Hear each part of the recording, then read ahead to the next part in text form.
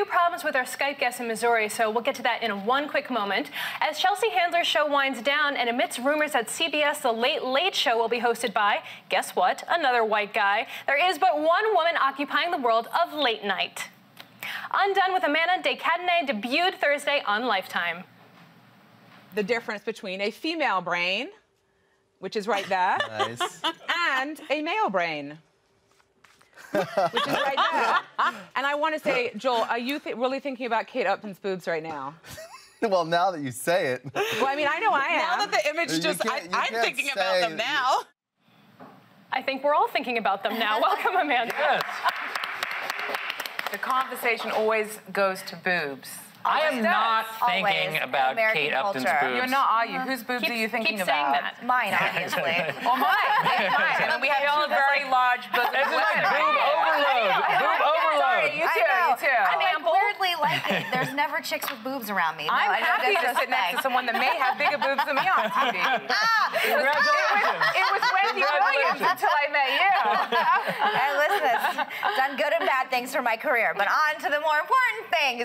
Your show looks like a total blast. Are you having fun with it? You know what? I mean, you know, hosting live TV is a very fun and scary thing. And the more you do it, the more you get used to it. But I grew up on live TV. I've been hosting live since I was 16. And so I love that when it's done, it's done. No one can edit it. No one can say, oh, we need to cut that bit out. Can you do that again? So that part of it is awesome. And then also just getting to look at finding subtle ways to talk about issues that I give a shit about. Wait, can you say? Yeah. Yes, Please, come on. This ain't Lifetime. What are you doing? Okay, good. You know, things that I care about, but through the entry point of pop culture is a really interesting challenge every single week. Because if, you know, ultimately when you have people saying, can you talk about Justin Bieber? You're like, no.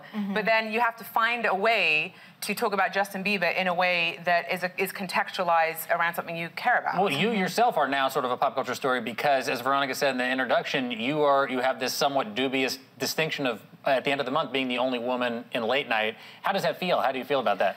You know what? I think it's actually really sad. I wish I could say like, oh yeah, this is amazing, but we're in 2014. The fact that there is no other woman hosting her own show past 3 p.m. on American television, either network or cable, I think is appalling. I think there is room for so many women to have their voice and to be highlighted on TV. And so, whilst you know, I just want to be able to in some way pave the way for other women to have a space and to say, you know what, we do have things of value to say, you know, and there is space. There is a demand for women's voices to be heard. I mean, look, you're sitting on a show with 3 women right now, you know. And I should say, Megan obviously has a show in late night, but she's stuck with me, unfortunately. No, we've got 2 other hosts. I mean, I don't think there's enough women in media in general, and it's what is wrong with media. And I give it up to you for hosting, you know, being the one woman on frickin' late night. It's all about having the perspective, you know? I mean, there's female women watching the shows. It's having that perspective and being able to have shared experiences, I think, makes a really valuable experience. But, you know, you saw the outrage when it was, you know, it wasn't confirmed, but that Craig Ferguson spot. James Corden, Right, and even Craig Ferguson was like, you better put a woman in this spot. Totally. Yeah. Even the host of the show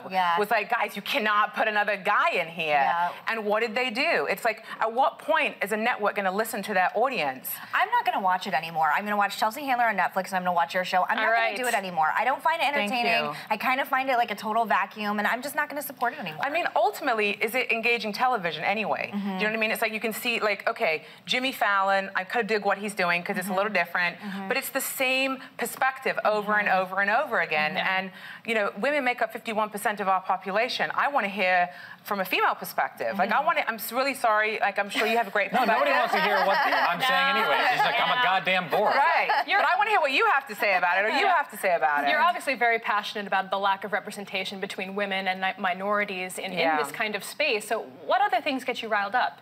It's interesting you say women and minorities, because, like, I think about that, and I think, you know, my first show, The Conversation, we really tried to represent women's voice overall, and that included transgender women and, you know, mixed race women and all kinds of women.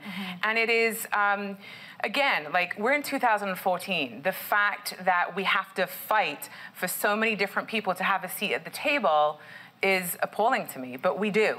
So, I mean, there are many things that get me fired up. Right now, I'm extremely shocked and disturbed that over 400,000 rape test kits have not been actually tested, that over 400,000 women have been raped over a 20-year period. I mean, there's way more than that. I'm just saying these are the women who actually, after experiencing such a horrendous event, had the courage to go and get these rape test kits and went through that experience of being tested, and those kits were not ever tested.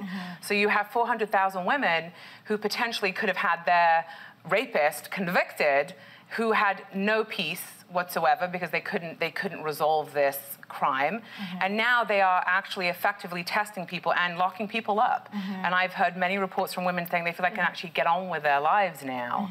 So, I mean, that's an issue right now. But every day there's something that I read that I'm like, how is this happening? Thank you for being an advocate for that. You'll be able to cover all that on your show for sure, right? You know what? Probably not. I get to come on a show like this and talk about these kinds of things. Anytime you want. That's why this show is so important, because you do talk about issues that most people aren't talking about. Well, I'm Amanda, obsessed with you. I just she's met awesome. you, but like, live the dream, Amanda. Seriously, I think what you're saying is awesome. Thank you. Yeah, Thank good you luck very with your much. show. And Yeah, you too. Thank you so much for coming on.